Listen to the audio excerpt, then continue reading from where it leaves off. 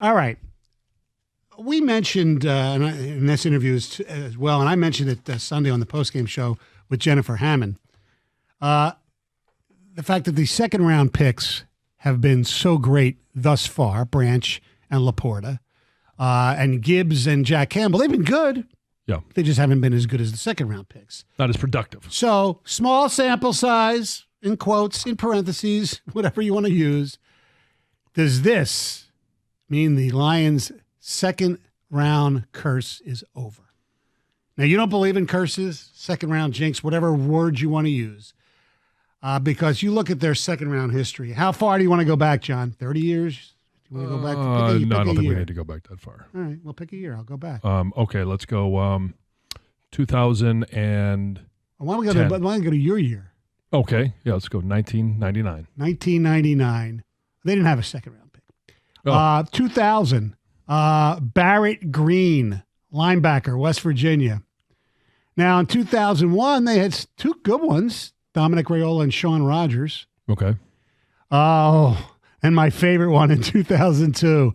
Now, it turns out I wanted somebody that you absolutely hate and disdain. I wanted Clinton Portis, and they took Kalimba Edwards. Well, not a great pick by the Lions. No. How about 2003? Boss Bailey. Champ's brother. Yeah, he was Linebacker a great out of college Georgia. player. Yeah. Terrible in the pros. Yep. How about 2004? Teddy Lehman. 2005.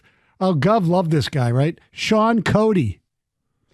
2006. Daniel Bullocks. 2007. And this is the greatest of all. They had three of them. Drew Stanton, Akaika Alama Francis, and Gerald Alexander. 2008, the great Jordan Dizon. 2009, Louis Delmas wasn't a bad pick. No. They didn't. 2011, they had two of them. Both had severe problems. Titus Young, who actually was a good player before he went mental, and then Mikel LaSure, who just liked weed too much. 2012, Ryan Broyles. Hey, let's draft an oft-injured wide receiver. Now, 2013, they had a good one in Darius Slay. Yeah. 2014, now he stunk here, but he was good with New England, Kyle Van Noy. 2015, I can't believe this guy's even still in the league. Amir Abdullah, I believe, is still in the league. 2016, a Sean Robinson. 2017, the great Tease Tabor. Oh, yes. 2018, the oft-injured Kerryon Johnson. 2019, Jelani Tavai. 2020, the oft-injured, but he looked great last night, DeAndre Swift. And then, speaking of injuries, Levi Ozarike in 2021. Josh Pascal in 2022, also injured. And then this year we talked about LaPorta Branch. So, with that great history, can we bury the curse of the second round? Because they got it so right, we think. Yeah, I think you certainly can. Okay. And when you think about the prospects of Laporta and the fact that he had 18 catches in the first three games, he beat a guy that you probably know a little bit, Keith Jackson from Philly, not the big house Keith Jackson. From Oklahoma. 17 catches in 1986. 45-yard touchdowns, the longest by a rookie tight end in Lions history. And 186 yards through the first three games for a tight end is second only to the infamous Aaron Hernandez. Oh. And so then you think about Branch. We know what he did with the pick six against Kansas City. And the 3 tackles for loss, 11 total tackles this past weekend, 2 passes deflected. Like, he was all over the place. So I think the second round jinx is, or as you call it, the curse, whatever you want to call it. I think the void that has been the second round has been filled. 248-539-9797. Do we have enough evidence to say that the curse is over? Because I gave you a list since 1999 of the second round draft choices that this franchise has had. And it hasn't been devoid of talent, but it's scarce. There have been a few good ones. Yeah, it's a little very scarce. Few. Yeah.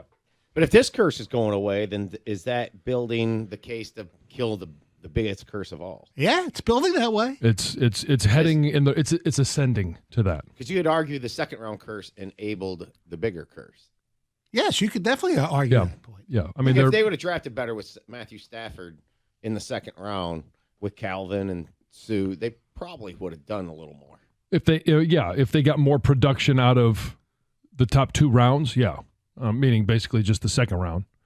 Yeah, absolutely. I mean, yes, one does directly affect the other. Now, it doesn't mean just because you have Sam Laporta and Brian Branch that this is all of a sudden going to be a team that goes to the Super Bowl. No.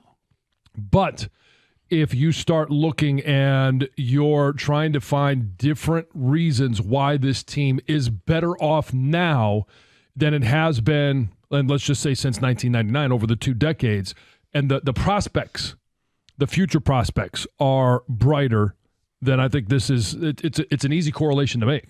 248-539-9797. That's the telephone number, the ticket text. Gov, of all the ones that I listed, who's your favorite? Gosh, I don't know, Stoney. I mean, there's so many good ones. From. I know, it's Keith incredible. Tabor was just horrendous. It's probably the most famous bust in the second round because nobody saw it except Bob Quinn. When he saw more than anybody else. Yeah. Exactly. And 9-7 wasn't good enough for him either. Well, you know what's so funny is, like, I mentioned Van Noy, but Tavai actually plays for New England. Starts for New England. Yeah. He just didn't fit here. Well, that's the whole Van Noy effect. Yeah. If they go to New England, then they work out. I know. It is incredible. I don't know what they can do to actually, if Branch makes all rookie team and Laporta does, we should have a ceremony basically burying the second round curse. Yes, if you believe it's a curse, sure. Well, what do you believe it is? It's a void. They've been very bad at drafting in the second round. Now, this is one year where, Brad Holmes appears to have knocked it out of the park. Mm-hmm. Now, what does he do next year?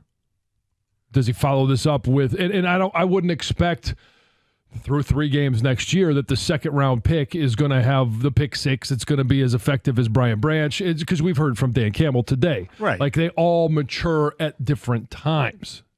But what does he do next year with that second round pick? Yeah. But the reason it is a curse, John, is because it's happened over decades, even ones before the ones I mentioned, with all sorts of administrations. Hello, Kevin Abrams and Juan Roque. I mean, come on, it just goes on and on and on. So when you have something that bad, it's got to be a curse. It's got to be a jinx. It's got to be something.